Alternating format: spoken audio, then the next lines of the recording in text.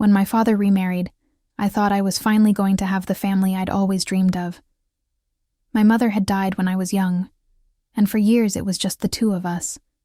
Quiet dinners, soft laughter, his tired smile after long days. When he met her, my soon-to-be stepmother, I saw how his eyes lit up again, how hope returned to his face. She seemed kind, elegant, gentle.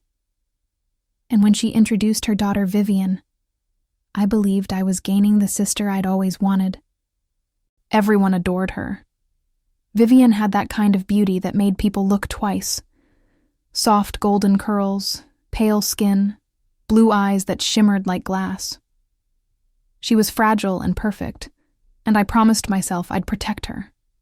I shared everything with her, my clothes, my friends, my trust.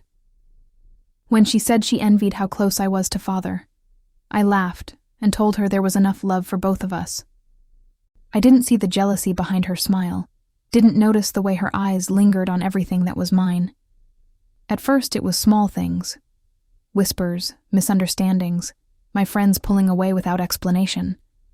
Father would ask me strange questions, as if he doubted me, and Vivian would always be there, soft-spoken, offering comfort.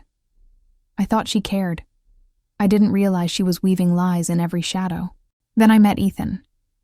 He was confident, magnetic, the kind of man who made you believe in tomorrow. He saw something in me, or at least I thought he did.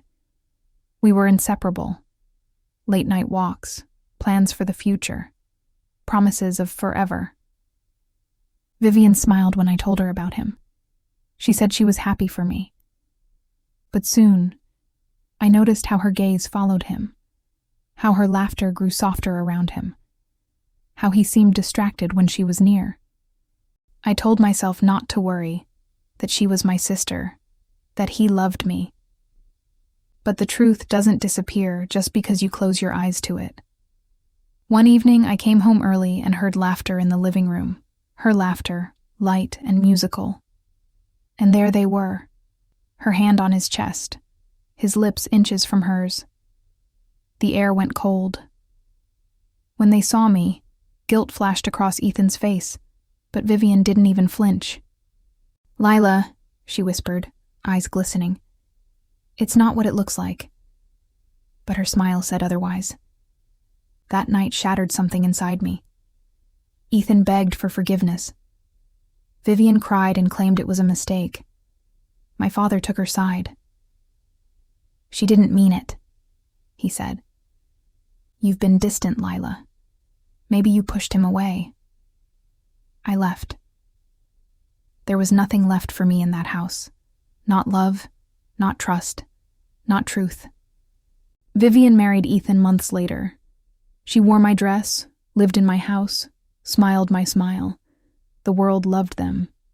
I was erased. When death finally came, it was quiet. A stormy night, a slick road, a moment of silence as everything went black.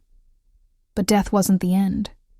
When I opened my eyes again, I was back, years before any of it happened. The same room, the same light, the same morning birds outside my window. My hands trembled as I realized what fate had given me. Another chance. This time, I wouldn't be blind. This time, I wouldn't be kind.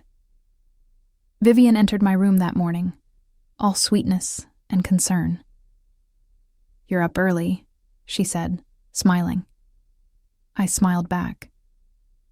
"I just had a strange dream," I replied softly. She laughed, unaware that I already knew every game she'd ever play.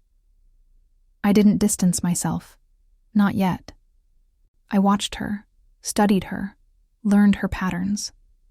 Every innocent word, every careful act of manipulation, every attempt to turn others against me. I let her think she was winning while I quietly built my defense. When she tried to make Father doubt me, I'd already earned his trust through honesty and work. When she tried to charm my friends, I made sure my loyalty spoke louder than her gossip. She didn't notice the shift until it was too late. And when I met Ethan again, years before he would betray me, I saw him clearly. The arrogance, the vanity, the way his eyes darted toward whoever praised him most. I smiled when he tried to flirt with me, but inside, I felt nothing. He wasn't my future anymore. Vivian noticed his interest and took it as a challenge. She dressed like me, spoke like me, and followed me wherever I went. I let her. Because this time, I knew how the story ended. I focused on myself, my studies, my work, my ambitions. I started a business with the money I'd saved. Small at first, but it grew fast. People began to notice me, not because of beauty or status, but because of skill and determination. And that was when Vivian started to unravel. The same girl who once destroyed me now watched helplessly as I built everything she tried to steal.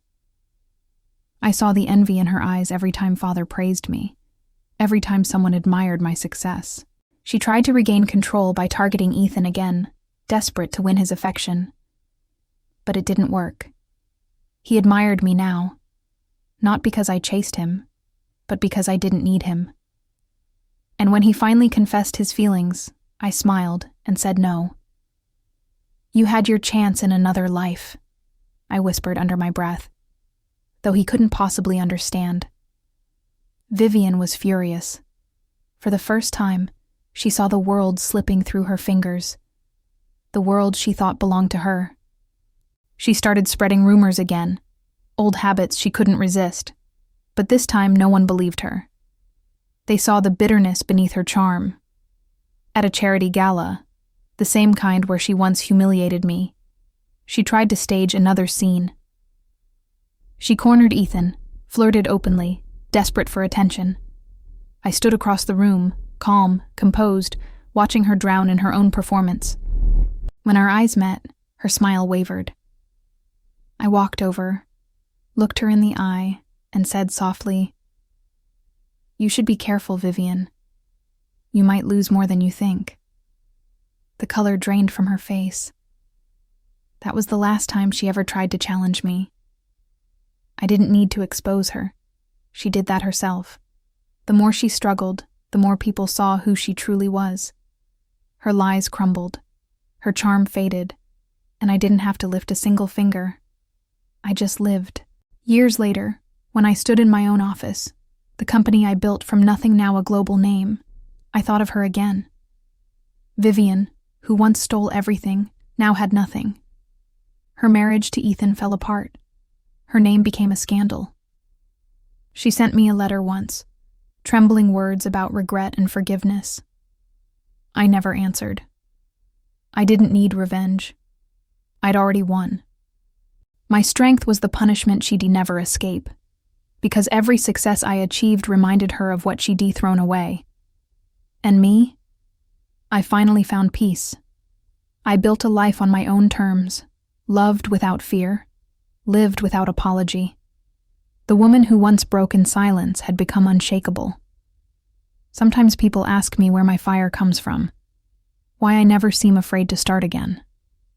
I just smile and say, because I already know what it's like to lose everything.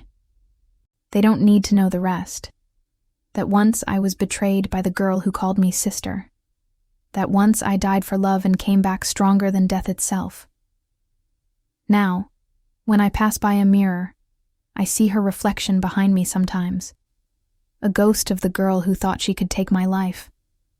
I look her in the eye and whisper, "Thank you."